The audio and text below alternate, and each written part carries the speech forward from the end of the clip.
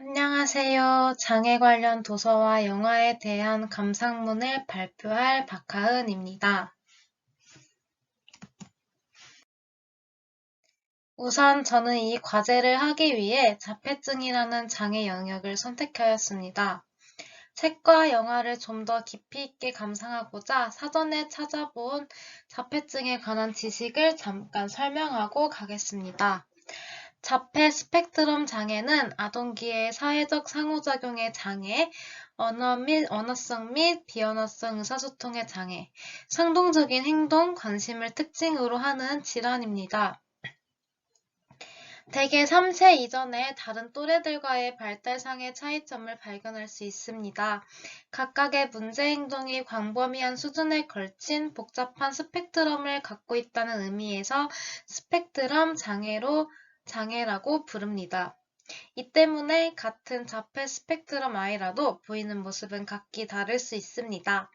이러한 자폐 스펙트럼 장애는 다양한 신경생물학적 원인에서 기인하는 뇌 발달상의 장애로 인하여 발생하는 질환입니다. 대표적인 증상 3가지가 있는데 사회적 상호작용 장애, 의사소통 장애, 행동이나 관심이 한정되고 반복적이며 상동적인 양상을 띠는 것입니다. 그럼 이제 본격적으로 독후감을 진행해 보겠습니다. 책, 영화에 대해 소개한 후 마지막으로 제 전공과 그리고 자폐증과 관련된 그림책을 추천하면서 마무리하는 순서로 진행하겠습니다. 우선 도서에 대해 소개해 보겠습니다. 이 책은 교수님께서 강의하시면서 추천해주신 벽을 넘어서라는 책입니다. 이 책은 자폐를 가지고 있는 스티븐 슈어에 대한 내용을 담고 있는 책입니다.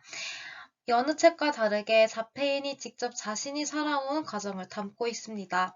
따라서 자폐의 세계를 더욱 깊이 있게 이해할 수 있고 그가 살아오면서 어떠한 생각을 가지고 살아왔는지 공감할 수 있는 귀중한 책입니다. 저자 스티븐 슈어는 어렸을 적에 자폐증이라는 진단을 받았습니다. 하지만 어머니의 헌신적인 사랑과 주변의 지원, 그리고 자신의 노력을 통해 훌륭하게 성장할 수 있었습니다. 학교에 다니면서 많은 좌절을 겪었지만 이를 극복해 나가고 현재 사회에서 자폐인들을 위해 노력하는 교수로서 살아가고 있습니다. 스티븐 슈어는 비장애인들이 자폐인에게 도움을 줄 수 있는 방법도 책 중간중간 그리고 마지막 부분에서 제시하고 있습니다. 저는 이 책을 읽으면서 인상 깊었던 구절이 있었습니다.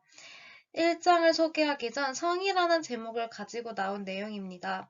마지막 구절에서 안녕히 계세요. 이제 나는 혼자 다른 사람들과 함께 탐험할 준비가 되어 있어요. 라고 말합니다. 저는 이 부분이 자폐인들이 주변의 헌신적인 사랑과 자신의 노력을 통해 드디어 사회 속에 나올 때 느낄 수 있는 부분이라고 생각했습니다. 책을 다 읽고 보니 더 마음 한쪽에 감동을 주었던 구절입니다. 다음은 인상 깊었고 저에게 유익했던 내용들을 간단히 소개해보고 넘어가려고 합니다. 조기중재 교육은 처음 들어보았던 단어이지만 스티븐 슈어가 자신의 발전에 대해 감사하고 있을 만큼 중요한 키워드인 것 같습니다. 전문가들의 추천을 받자마자 부모님 스스로 직접 조기 교육을 한 것을 말한 것으로 부모의 노력을 엿볼 수 있는 단어입니다. 그리고 저는 감각에는 오감각만 존재하는 줄 알았는데 오감각이 외적 감각 외에도 내적 감각이 존재함을 알 수 있었습니다. 그러면서 보통 자폐 아동들은 감각이 과부하되어 비장애인보다 감각면에서 힘들 수도 있다는 생각을 하였습니다. 그리고 이를 위한 치료 요법으로 감각 통합과 음악 요법이 있음을 알게 되었으며 마지막으로 자폐인들은 무의식적으로 반향 동작을 한다는 것을 알게 되었습니다. 저는 이 책을 읽고 많은 반성을 했습니다. 과거의 장애에 대해 무지했던 제 자신을 반성하는 계기가 되었고, 또한 부모님 그리고 주변 지인들의 사랑과 노력이 절실하다는 점을 깨달았습니다.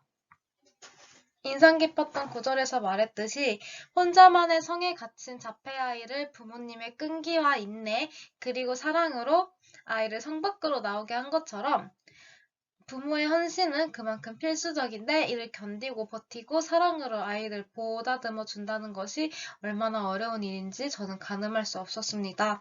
하지만 이를 해냈다는 것은 부모님이 크나큰 사랑 덕분이라고 생각했습니다. 부모님과 주변의 사랑이 없었다면 어쩌면 해내지 못할 일들이었다고 생각합니다.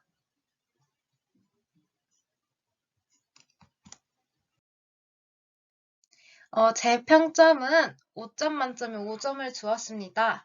그 이유는 자폐인의 현실을 그려낸 책이며 또한 허구 인물이 아닌 작가 본인의 이야기를 쓴 것으로 현실성이 있고 자폐인에 대해 좀 더 깊이 있게 이해하고 알아갈 수 있는 계기를 마련해주는 정말 좋은 책이기 때문입니다.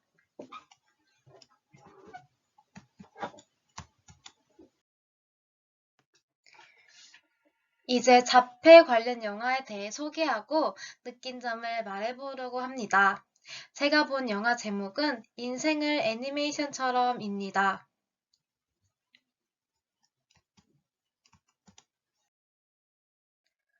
보면 마음이 따뜻해지고 부모님의 사랑을 느낄 수 있습니다. 마음이 따뜻해지는 영화 지금 시작합니다.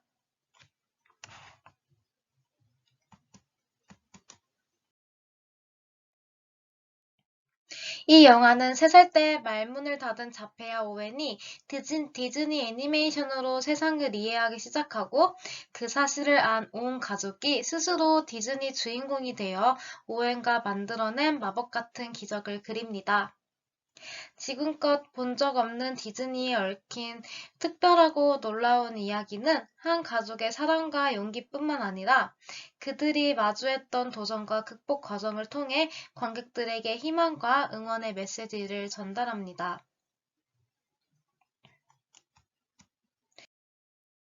이 영화의 등장인물들로 오웬과 오웬의 가족이 주로 나옵니다.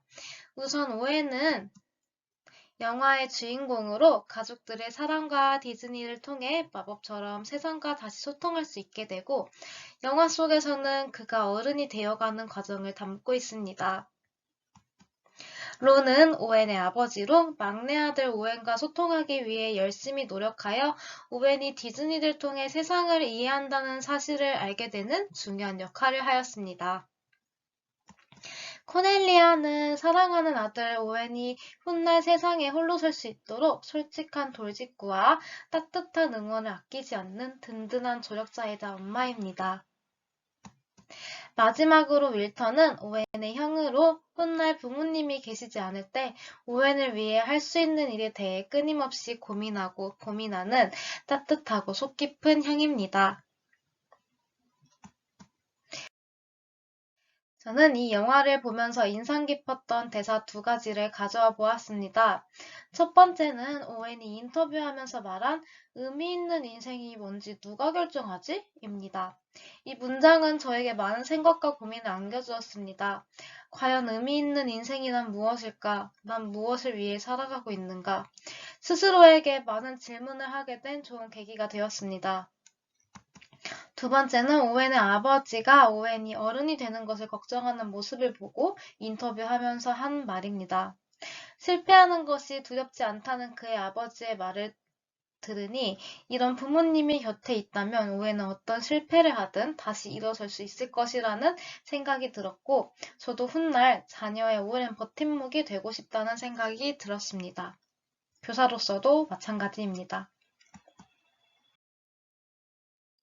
네, 이 그림은 인생을 애니메이션처럼의 마지막 장면입니다. 저에게 인상 깊었던 장면이라 가져와 보았습니다. 이 장면은 앞으로 오웬이 독립하는 과정이 힘들겠지만 결국은 라이언킹의 주인공처럼 멋진 어른이 될 수 있다는 것을 보여주는 장면입니다.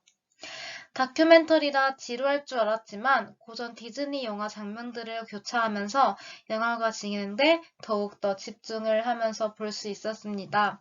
자폐 아들이 학교에 가기 전까지의 과정, 그리고 사회에 적응하기까지의 과정이 무척이나 고되고 어렵다는 것을 알게 되었습니다.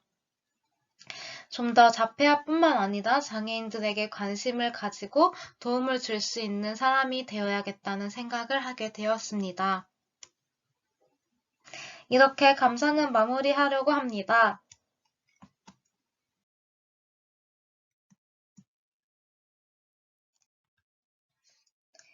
다음은 제가 이 과제를 하면서 접한 좋은 그림책 한 권을 소개해 보려고 합니다. 이 책의 제목은 누나에겐 혼자만의 세상이 있어입니다. 수수께끼 같은 사라 누나의 감정을 동생이 알아보고 동생을 향한 누나의 감정이 어떠한지도 이야기하는 이 책은 가족 안에서 서로 이해하고 존중하는 모습을 보여주고 있습니다. 자폐인 누이와 가장 가까운 동생의 눈을 통해 사라와 같은 자폐증을 앓고 사람들의 세계를 알 수 있고 그 가족들의 마음도 읽을 수 있습니다.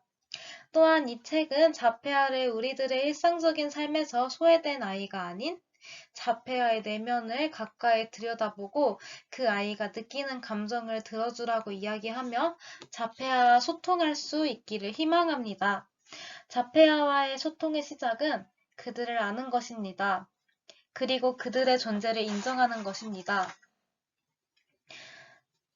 다른 개체들이 각자의 생각과 각자의 모습으로 어우러져 살아가고 있는 이 사회 속에서 사라 누나도 마찬가지라고 동생은 이야기합니다.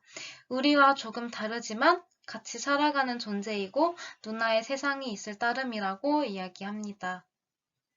이 책은 나와 다른 친구들에게 편견을 갖지 않도록 우리 아이들에게 이러한 그림책을 자주자주 접해주면 좋을 것 같다는 생각이 들었습니다. 이로써 저의 감상평을 마무리하겠습니다. 경청해주셔서 감사합니다.